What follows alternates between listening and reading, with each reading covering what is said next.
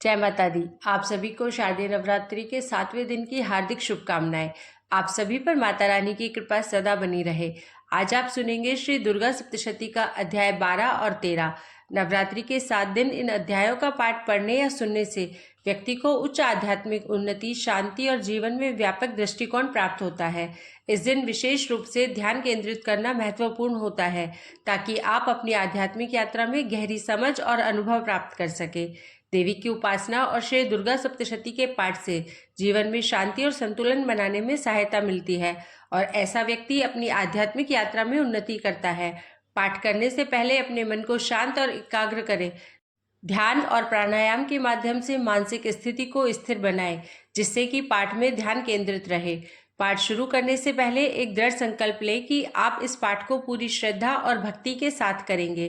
देवी से प्रार्थना करें कि वे आपके जीवन में आध्यात्मिक उन्नति, शांति और संतुलन प्रदान करें। श्री दुर्गा सप्तशती 12वां अध्याय। देवी चरित्रों के पाठ का महात्म्य। मैं 3 नेत्रों वाली दुर्गा देवी का ध्यान करता हूँ। उनके श्रीअंगों की प्रभा बिजली के समान है। वे सिंह के कंधे पर बैठी हुई भयंकर प्रतीत होती है। हाथों में तलवार और ढाल लिए अनेक कन्याएं उनकी सेवा में खड़ी हैं। वे अपने हाथों में चक्र, गदा, तलवार, ढाल, बाण, धनुष, पाश और तर्जनी मुद्रा धारण किए हुए हैं। उनका स्वरूप अग्निमय है तथा वे माथे पर चंद्रमा का मुकुट धारण करती हैं। देवी बोली, देवताओं, जो एकाग्रचित होकर प्रतिदिन इन स्तुतियों से मेरा स्तवन करेगा, उसकी सारी बाधा मैं निश्चय ही दूर कर दूंगी।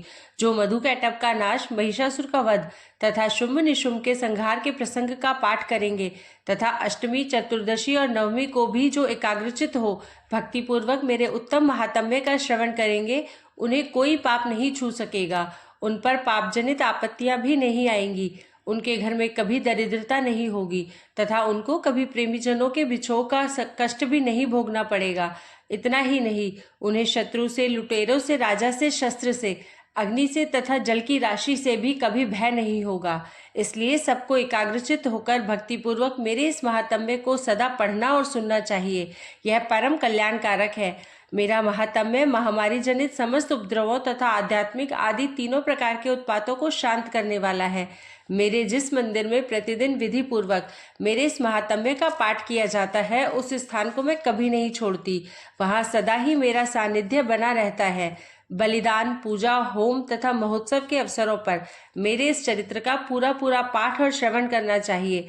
ऐसा करने पर मनुष्य विधि को जानकर या बिना जाने भी मेरे लिए जो बलि, पूजा या होम आदि करेगा, उसे मैं बड़ी प्रसन्नता के साथ ग्रहण करूंगी। शरद काल में जो वार्षिक महापूजा की जाती है, उस अवसर पर जो मेरे इस महात्म्य को भक्ति पूर्वक सुनेगा, वह मनुष्य मेरे प्रसाद से सब बाधाओं से मुक्त तथा धन, धान्य एवं पुत्र से संपन्न होगा। इसमें तनिक भी संदेह नहीं है।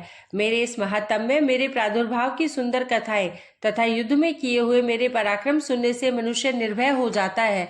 मेरे महात्म्य का श्रवण करने वाले पुरुषों के शत्रु नष्ट हो जाते हैं। उन्हें कल्याण की प्राप्ति होती है तथा उनका कुल आनंदित रहता है। सर्वत्र शांति कर्म में बुरे स्वप्न दिखाई देने पर तथा ग्रहजनित भयंकर पीड़ा उपस्थित होने पर मेरा महात्म्य श्रवण करना चाहिए। इससे सब विघ्न तथा भयंकर ग्रह पीड़ाएं शांत हो जाती है और मनुष्यों द्वारा देखा हुआ दुस्वप्न शुभ स्वप्न में परिवर्तित हो जाता है। बाल ग्रहों से आक्रांत हुए बालकों के लिए यह महात्म्य शांति कारक है तथा मनुष्यों के संगठन में फूट होने पर यह अच्छी प्रकार मित्रता कराने वाला होता है। यह महात्म्य समस्त दुराचारियों के बल का नाश कराने वाला है। इसके पाठ मात्र से राक्षसों, भूतों और पिशाचों का नाश हो जाता है। मेरा यह सब महात्म्य मेरे सामीप्य की प्राप्ति कराने वाला है। पशु, पुष्प, अर्घ्य, धूप, दीप, गंध आदि उत्तम सामग्रियों द्वारा पूजन करने से, ब्राह्मणों को भोजन कराने से, होम करने से, प्रतिदिन अभिषेक करने से, नाना प्रकार के अन्य भोगों का अर्पण करने से तथा दान देने आदि से 1 वर्ष तक जो मेरी आराधना की जाती है और उससे मुझे जितनी प्रसन्नता होती है, उतनी प्रसन्नता मेरे इस उत्तम चरित्र का एक बार श्रवण करने मात्र से हो जाती है। यह महात्म्य श्रवण करने पर पापों को हर लेता है और आरोग्य प्रदान करता है। मेरे प्रादुर्भाव का कीर्तन समस्त भूतों से रक्षा करता है तथा मेरा युद्ध विषयक चरित्र दुष्ट दैत्यों का संहार करने वाला है। इसके श्रवण करने पर मनुष्यों को शत्रु का भय नहीं रहता। देवताओं, तुमने और ब्रह्म ऋषियों ने जो मेरी स्तुतियां की है तथा ब्रह्मा जी ने जो स्तुतियां की है, वे सभी कल्याणमय बुद्धि प्रदान करती है। वन में सूने मार्ग में अथवा दावानल से घिर जाने पर, निर्जन स्थान में लुटेरों के दाव में पड़ जाने पर, या शत्रुओं के पकड़े जाने पर, अथवा जंगल में सिंह, व्याघ्र या जंगली हाथियों के पीछा करने पर, कुपित राजा के आदेश से वध या बंधन के स्थान में ले जाए जाने पर, अथवा महासागर में नाव पर बैठने के बाद भारी तूफान से नाव के डगमग होने पर और अत्यंत भयंकर युद्ध में शस्त्रों का प्रहार होने पर, अथवा वेदना से पीड़ित होने पर, किम बहुना सभी भयानक बाधाओं के उपस्थित होने पर, जो मेरे इस चरित्र का स्मरण करता है वह मनुष्य संकट से मुक्त हो जाता है। मेरे प्रभाव से सिंह आदि हिंसक जंतु नष्ट हो जाते हैं तथा लुटेरे और शत्रु भी मेरे चरित्र का स्मरण करने वाले पुरुष से दूर भागते हैं। ऋषि कहते हैं, यह कहकर प्रचंड पराक्रम वाली भगवती चंडिका सब देवताओं के देखते देखते वहीं अंतर ध्यान हो गई। फिर समस्त देवता भी शत्रुओं के मारे जाने से निर्भय हो पहले की ही भांति यज्ञ भाग का उपभोग करते हुए अपने अपने अधिकार का पालन करने लगे। संसार का विध्वंस करने वाले महाभयंकर अतुल पराक्रमी देवशत्रु शंभु तथा महाबली निशुंभ के युद्ध में देवी द्वारा मारे जाने पर शेष दैत्य पाताल लोक में चले आए। राजन, इस प्रकार भगवती अंबिका देवी नित्य होती हुई भी पुनः पुनः प्रकट होकर जगत की रक्षा करती है। वे ही इस विश्व को मोहित करती, वे ही जगत को जन्म देती तथा वे ही प्रार्थना करने पर संतुष्ट हो विज्ञान एवं समृद्धि प्रदान करती है। राजन, महाप्रलय के समय महामारी का स्वरूप धारण करने वाली वे महाकाली ही समस्त ब्रह्मांड में व्याप्त है। वे ही समय समय पर महामारी होती और वे ही स्वयं अजन्मा होती हुई भी सृष्टि के रूप में प्रकट होती है। वे सनातनी देवी ही समय अनुसार संपूर्ण भूतों की रक्षा करती है। मनुष्य के अभ्युदय के समय वे ही घर में लक्ष्मी के रूप में स्थित हो उन्नति प्रदान करती है और वे ही अभाव के समय दरिद्रता बनकर विनाश का कारण होती है। पुष्प, धूप और गंध आदि से पूजन करके उनकी स्तुति करने पर वे धन, पुत्र, धार्मिक बुद्धि तथा उत्तम गति प्रदान करती है। इस प्रकार श्री मार्कंडेय पुराण में सावर्णिक मनवंतर की कथा के अंतर्गत देवी महात्म्य में फल स्तुति नामक 12वां अध्याय पूरा हुआ। त्रयोदशी अध्याय, सुरथ और वैश्य को देवी का वरदान। जो उदय काल के सूर्य मंडल की सी कांति धारण करने वाली है, जिनकी 4 भुजाएं और 3 नेत्र है तथा जो अपने हाथों में पाश, अंकुश, वर एवं अभय की मुद्रा धारण किए रहती है, उन शिवा देवी का मैं ध्यान करता हूँ। ऋषि कहते हैं, राजन, इस प्रकार मैंने तुमसे देवी के उत्तम महात्म्य का वर्णन किया जो इस जगत को धारण करती है। उन देवी का ऐसा ही प्रभाव है, वे ही विद्या उत्पन्न करती है।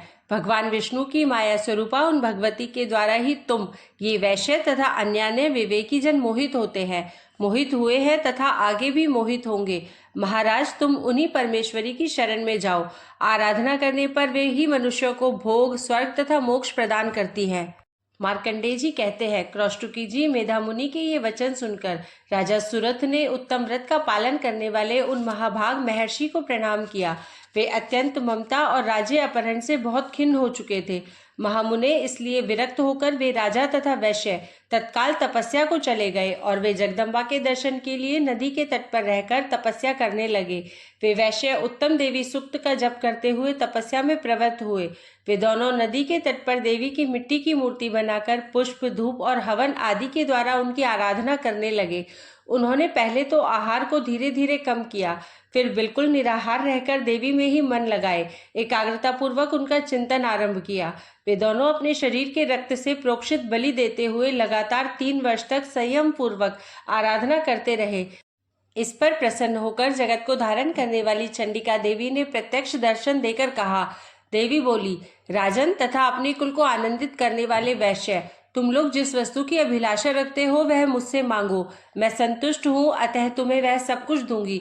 मार्कंडेय जी कहते हैं, तब राजा ने दूसरे जन्म में नष्ट न होने वाला राज्य मांगा तथा इस जन्म में भी शत्रुओं की सेना को बलपूर्वक नष्ट करके पुनः अपना राज्य प्राप्त कर लेने का वरदान मांगा।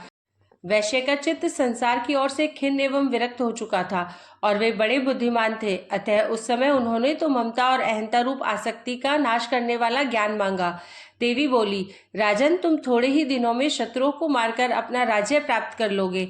अब वहां तुम्हारा राज्य स्थिर रहेगा। फिर मृत्यु के पश्चात तुम भगवान विवस्वान के अंश से जन्म लेकर इस पृथ्वी पर सावर्णिक मनु के नाम से विख्यात होोगे। वैश्यवर्त, तुमने भी जिस वर को मुझसे प्राप्त करने की इच्छा की है उसे देती हूँ। तुम्हें मोक्ष के लिए ज्ञान प्राप्त होगा। मार्कंडेय जी कहते हैं, इस प्रकार उन दोनों को मनोवांछित वरदान देकर तथा उनके द्वारा भक्तिपूर्वक अपनी स्तुति सुनकर देवी अंबिका तत्काल अंतर्ध्यान हो गई। इस तरह देवी से वरदान पाकर क्षत्रियों में श्रेष्ठ सुरथ सूर्य से जन्मले सावर्णी नामक मनु हुए। इस प्रकार मार्कंडेय पुराण में सावर्णिक मनवंतर की कथा के अंतर्गत देवी महात्म्य में सुरथ और वैश्य को वरदान नामक 13वां अध्याय पूरा हुआ। बोलिए जगदम्बे मैया की जय।